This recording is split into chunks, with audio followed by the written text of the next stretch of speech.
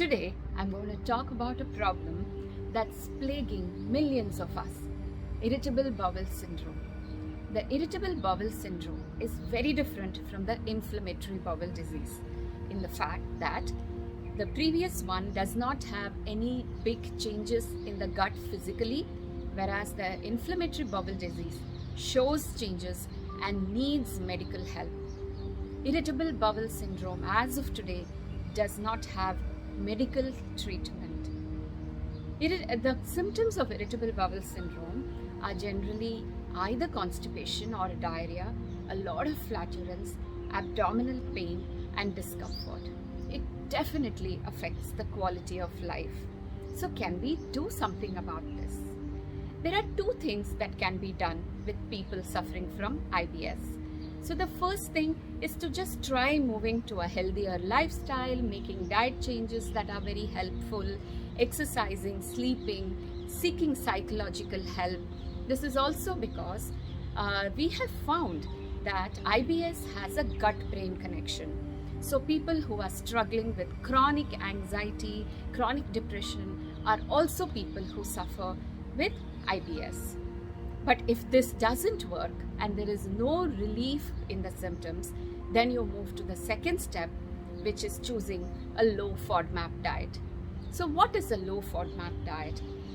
FODMAP stands for fermented oligosaccharides, disaccharides, monosaccharides, and polyols.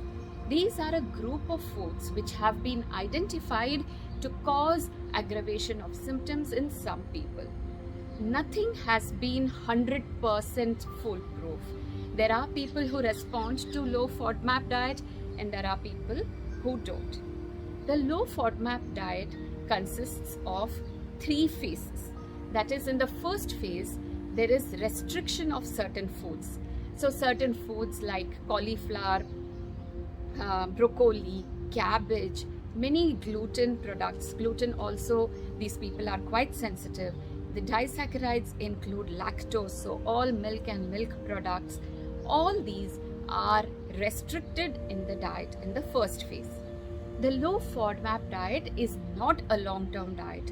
It can be followed up to 4 to 8 weeks. After that, the second phase comes in, where you start reintroducing one by one all these foods to check to see if the gut has healed in some way.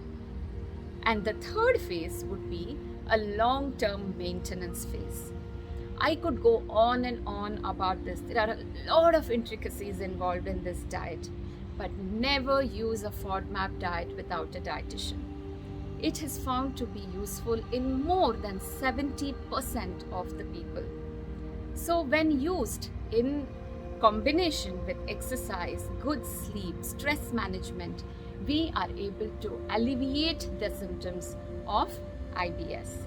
So if you suffer from IBS or struggle with IBS, do reach out to a dietitian who can help you with this problem.